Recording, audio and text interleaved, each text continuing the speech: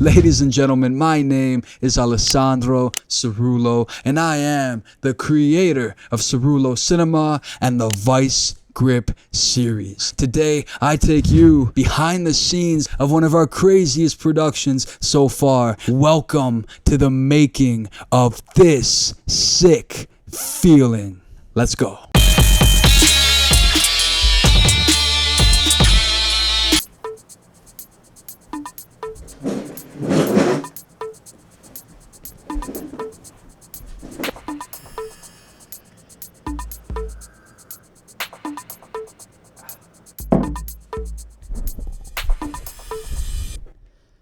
In 2019, I was lost.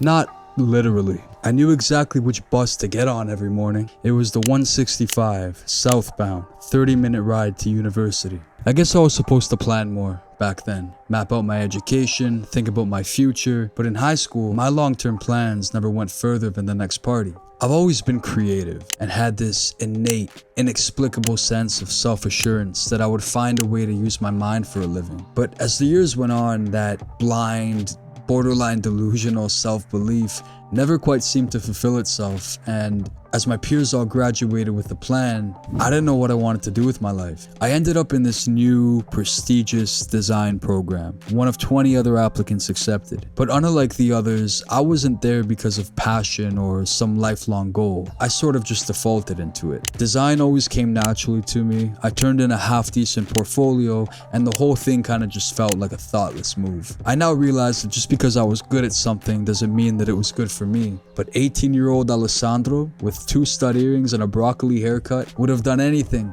to avoid the discomfort of thinking about a career. That would mean growing up. I immediately came to despise that program. We were drawing squares for 2 months. I won't bring up modular typefaces or serif or sans serif or stugazzo. The bottom line is that I didn't plan ahead, I didn't give a damn, and I ended up in a situation I was miserable in. I would ride that bus twice a day, 5 days a week. Sometimes I'd have a window seat to myself. More often, I'd be wedged between a 45-year-old construction worker and an insane person. But those bus rides became the best part of my day. I would throw on some headphones, sip on some Starbucks, pull out a notebook, and just daydream. I wanted to drop out. I had convinced myself that I was misaligned, wasting time, but the real problem was this. I had all this ambition without any real direction. I still hadn't found my thing. So, twice a day, 5 days a week, I sat there on those blue, unsanitary, decrepit YRT bus seats, and I tried everything. I wanted to be a comedian. I grew up with movies like Step Brothers and Superbad, binged every Comedy Central roast, watched stand-up greats like Louis C.K. and Patrice O'Neal and Bill Burr tell f***ing ball jokes, like all 10-year-old kids do. I kept track of funny memories, filled notebooks cover to cover with bits and one-liners that I can't even repeat today. I wrote novels, built upon a short story that I wrote in high school till I was 1,000 pages deep in prose and imagination. That was the Italian Stephen King. I used to draw, since crayons. So I drew, and I earned an apprenticeship at one of the top tattoo studios in the city. I had ideas for podcasts, clothing brands, social media skits. I even invented shit.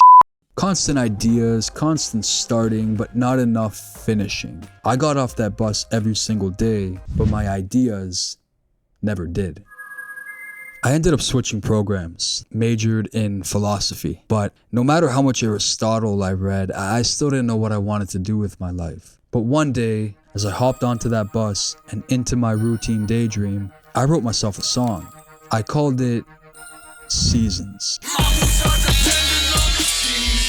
Music was another one of those interests that I had made out with but never really f***ed. Unlike drawing or writing or telling stupid jokes, I didn't have a musical bone in my body. I never played any instruments, nor had anyone in my family, and look, I don't even have a good speaking voice. You can imagine how good my singing is. But I loved it because I spent more than half of my life with headphones in my ears. Some people grew up during war. Some people remember 9/11. Others were teenagers during the COVID-19 era on lockdown. They did Zoom school. Me, I was a teenager during the legendary SoundCloud era. Who the fuck picked this little sorry ass beat? I'm from the ugly corner, man, them little sour ass streets. Basically a multitude of the biggest rappers today blew up all at once with this low quality, unconventional, seemingly DIY style of making music.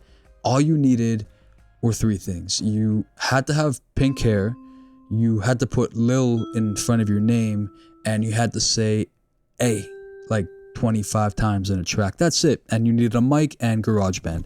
Rappers like X, Lil Peep, Denzel Curry, Trippie Redd really made me realize that anyone can do it. You can just put yourself out there and you can make music and you can call yourself an artist. In high school, I must have written 40, maybe 50 different songs, but I never had the balls to record any of them. However, this one felt different.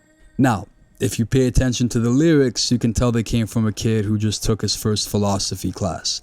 Postulate, ponder, buddy, lay off the LSD. But I remember finishing that song and feeling really good about it. It spoke to where I was at the time. I was frustrated, fed up. It had a little to it. I knew that what I wrote was significant. I just didn't know how. Looking back at it, I have my answer. I didn't know it at the time, but Seasons would become the first idea that I had on that bus to actually get off at the next stop with me. 5 years later, I found myself on that same bus on my way to the same university, but not because I had class anymore.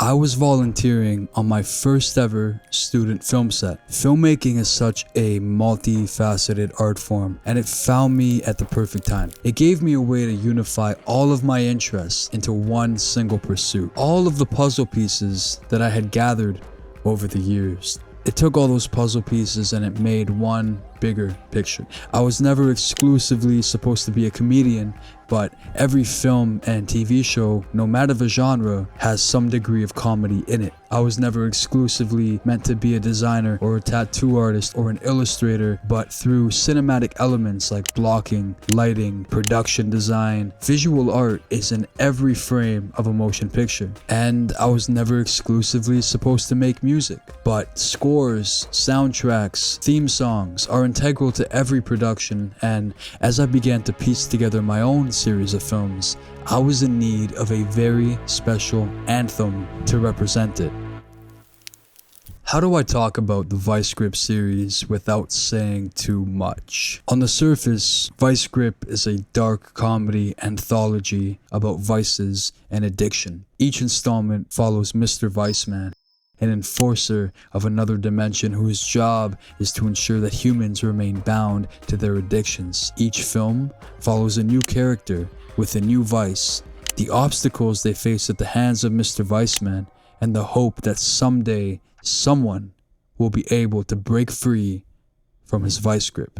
The films are strange, scary, heartbreaking, hilarious, and when it came to finding a soundtrack that bore all of these elements, I had my work cut out for me. There were many solid options, but no pre-existing song really captured the identity of the series. Nothing worked until I realized that what I was looking for was already in the palm of my hands. I flipped through those pages, found Seasons, and when I reread those lyrics, something just clicked.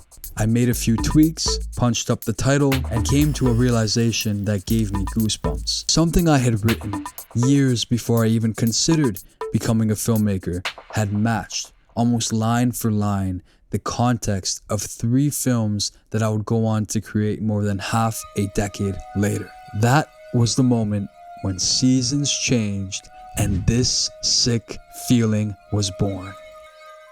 I instantly got to work, hit up producer and good friend Proyanoia, and shared what I had in mind. Now, he and I have dozens of soundtracks locked and loaded in the chamber, and one day we might just be recording on a house on the hills with a beautiful view and expensive equipment and a shoeless Rick Rubin doing whatever it is that Rick Rubin does. But for now, our process is modest, scrappy, and organic. Before we even get into a studio, we spend weeks going back and forth on iMessage, sharing links, references, and god-awful voice recordings to land on a beat and cadence. Long before the version of this sick feeling that you all know today, there was, whatever you want to call, this. My moods are dependent on the season, all through which I'm praying to. I'll admit that it was different than what I had originally expected, but different in the best way possible. To me, that's the beauty of collaboration. Sharing my idea with somebody else and creating something together, double charged with our respective points of view to make something that could not have been accomplished alone. We had the lyrics, we had the beat, and after sitting at a red for 7 long years, this was my green light to finally mess around and get behind a microphone. We could have just stopped at the soundtrack, but after hearing the vocals on top of the instrumental, a surge of ideas rushed through my big curly head. Visuals of a ramshackle bar filled with all kinds of vice-ridden characters. I grew up a fan of the Sin City franchise and drew a lot of tonal and visual inspiration from it. Grimy, crime-filled streets, morally corrupt characters, a neo-noir atmosphere. I had envisioned the VICEGRIP Saloon, playground of debauchery and sin. The bar is filled with regulars, each one consumed by their own bad habit. Mr. Viceman walks in and he fuels the fire. He lights a smoker's cigarette, picks a fight with the brawlers, pours the alcoholic another round, and then something happens. The room falls quiet, and one by one, the regulars follow Mr. Viceman outside of the saloon like an army of vice-ridden zombies. I had this visual of Mr. Viceman on a motorcycle, low beams on, walking it through the alleyway, and behind him, just an entire army under his mind control, under his vice grip. I couldn't shake the vision. It just had to get done. We had just wrapped on the final film of the VICEGRIP series, and I was already getting the itch to get back on set. So, just a few months removed, I had sent out a few emails, called upon a few familiar faces, and together, we, as a team, went into production on my first ever music video, VICEGRIP, This Sick Feeling. The momentum was real. I knew that in order to make this ambitious vision come to life, I had to join forces, like the Avengers, with some of the best artists in the city. My first call was to Sandro. He has such a fluency in film grammar and in giving actors actionable steps to achieve the result that he desires, but in ways that they can internalize it and make it their own. He's just a very intelligent guy, and I knew that he'd be the perfect person to stand next to me in capturing and curating the chaos of the VICEGRIP Saloon. Next on my list were the stars of the VICEGRIP series. There would be no VICEGRIP without Ricky Wheeler, Mikey Turner, Sadie Swirl, or Mr. Viceman. I got to reunite the Cerullo Cinema family, some of the most talented makeup artists, photographers, crew members. The next step was casting, and that took weeks, but slowly, I began assembling what would become the largest group of actors to date that I've worked with under one roof. This was an opportunity to build upon the VICEGRIP universe by introducing dozens of fresh faces to occupy the saloon. I'm talking bruised and bloodied brawlers, pimps, players, and pill poppers. And God bless Toby Amuba, who played the role of the sex-crazed flasher known as the Boogeyman. He's the real MVP of this production. He was not wearing any pants. And I'd be remiss if I didn't mention the legendary James Thorne, whose look, style, and presence was so damn iconic, he ended up becoming the face of the entire production. The cast was assembled, the crew were invested, and after weeks of reaching out to every bar and nightclub and venue in the city, we had finally found a location. Everything had come together, and we were less than a week away from going to camera, but then we hit a speed bump. Well, actually, we had a head-on collision with a f***ing brick wall. Just days before production, our location fell through. I remember I got the call from the owner and 15 new gray hairs surfaced on the side of my head. The original venue was perfect. The minute I found out that we'd be able to set up catering, give the makeup girls their own station, and, breathe, it should have been too good to be true. This is independent filmmaking. Breathing is a luxury. The news was a massive blow, but we took it on the chin and went back to the drawing board. Cold calls, emails, I even went door to door. Finally, I found the spot. A dilapidated bar on the outskirts of the city. Perfect. I was in no position to be choosy about the location. The fact that it was more, I'll say, on the grungy side actually worked better for the vision of the music video. This was the VICEGRIP Saloon, playground of debauchery and sin. The regulars here wouldn't care for luxurious amenities like air conditioning and pest control and food and safety regulations. But in reality, we were still running a production with nearly 40 people at that, and where we were supposed to have a loading station for equipment, green room for craft and holding, a separate room for makeup and wardrobe, we now had a parking lot that was more than a block away, a narrow staircase that led to a single bathroom, and a kitchen about the height and width of the screen that you're watching this video on. On top of that, the weather called for rain. I had 24 hours to find a new exterior location for the motorcycle shots, and oh, it just so happened to be a long weekend. I was most hesitant to break the news to the makeup girls, who basically had one of two options: work outside the trunk of somebody's Ford Fiesta a mile and a half away, or make do with the tiny little kitchen and keep their brushes on top of the greasy stove and their fucking concealer inside of the oven. Luckily, they chose the first option. Having the actors and makeup team so far away meant bringing on 3 assistant directors who spent more time running back and forth than a young drug mule named Pablo. Imagine being a kid. It's the long weekend, your parents took you and the dog out for ice cream and fireworks. Dad parks the minivan, you hop out the back seat, and the first thing you see in the parking lot is this guy.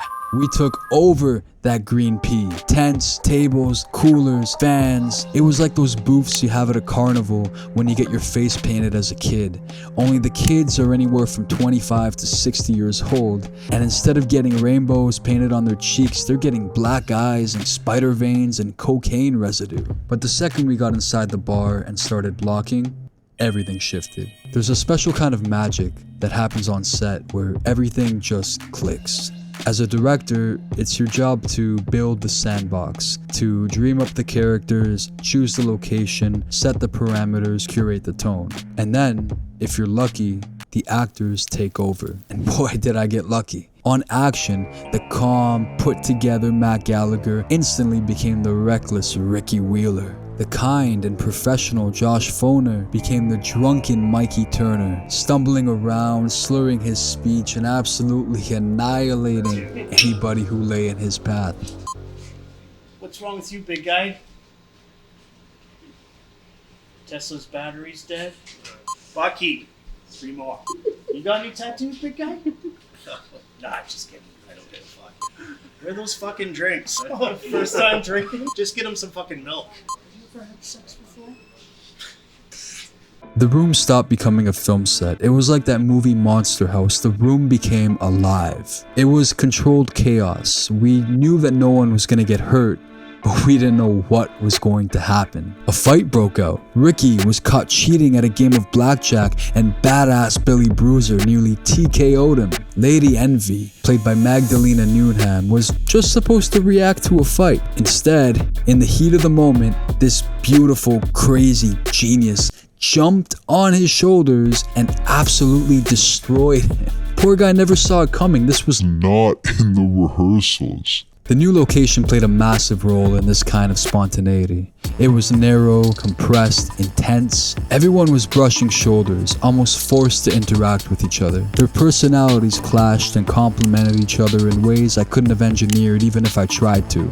It became this perfect storm of character building, improvisation, and pure fucking adrenaline. I almost forgot that we were filming a music video. It literally felt like I was inside of the VICEGRIP universe. If I, the guy who brought the wood and lit the fire, was taken aback by the flames, just imagine how the rest of the world would have reacted. Outsiders who didn't know what this was. We had overcome so much to make this production happen, and halfway through, we were riding high on vibes and momentum. But little did we know that our biggest challenge was still yet to come. When we wrapped on the bar and geared up for our exterior shots, the entire production nearly got shut down. The VICEGRIP series was invading the streets of Toronto, and despite all that's said about Canadian hospitality, we weren't necessarily welcomed with open arms.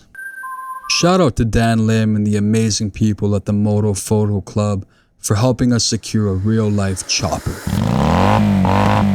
When it came to finding a signature bike for the Mr. Weissman character, we definitely had some simpler, more conservative options. You know, maybe something that wasn't so intimidating or in your face or didn't have an engine that shook an entire neighborhood. But my line of thought was this: if we're gonna do it, we're gonna fucking do it. And when it comes to a character as mystical and menacing and badass as Mr. Weissman, only the sickest of rides are acceptable. I had already secured an alleyway by the previous bar we were set to film at, talked to the neighboring businesses, I talked to the owners, and everything was good to go. But due to the switch up, we had to make do with this small, grungy alleyway which happened to be tucked between residential buildings and townhouses with paper-thin walls. We set out to finish a music video that we had no business pulling off. Myself, a dozen crew members, 25 maniacs, some lights, some cameras, and one loud-ass chopper. We tried to keep a low profile,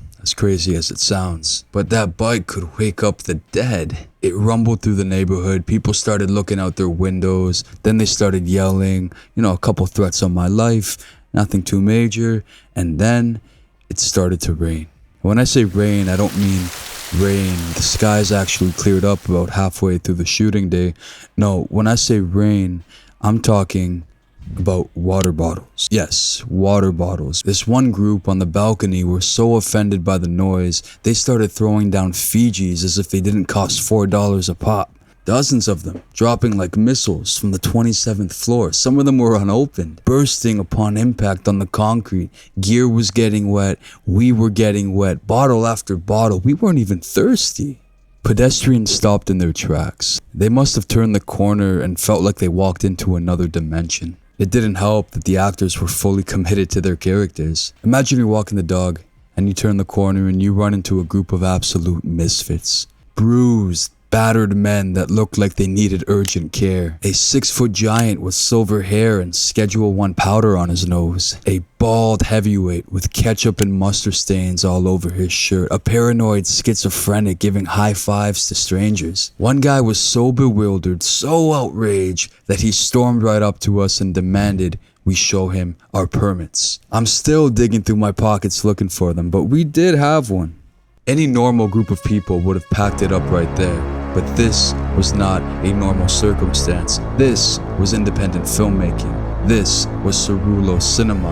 No rules, no limits, no advice. We turned the pressure into fuel. Everybody locked in. And in that air of defiance, I saw a fire in every cast and crew member's eyes that I recognized. Something had taken a hold of us, possessed us. It truly was this sick feeling. We powered through for another hour. Every take felt like it could have been our last, so we gave it our all each time. Vice-ridden zombies soaked in sweat and smeared makeup and water bottle water from the sky, basking in the smoke of a thunderous chopper ripping through the city on a freaking long weekend. The shot list went out the window. I was calling audibles, conducting traffic, trying to outshout the bystanders and the barking dogs. There was commotion from every angle, chaos, noise, heckles, curse words, but it all came to a halt with one single statement: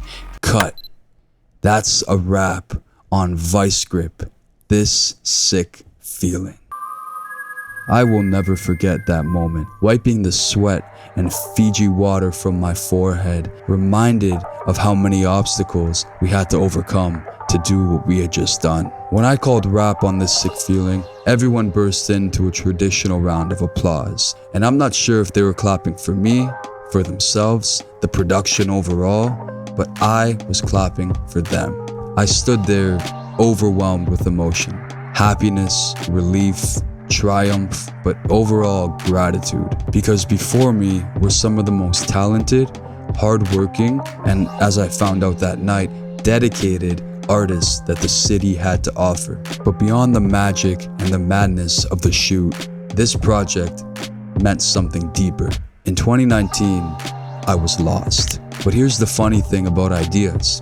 Sometimes they show up early, incomplete, before you're really ready for them. And you don't realize what they are until everything else in life catches up to them. Through this journey, I learned that if you have an idea that sticks with you, act upon it. In the moment, it might feel like a waste of time, but I encourage you to trust your gut, because that idea could become the first piece of a beautiful puzzle. And when it all comes together, the misery, the feeling of being lost, it'll all become worth it. 7 long years, over half a decade, and it all leads to this moment. August 31st, 2026.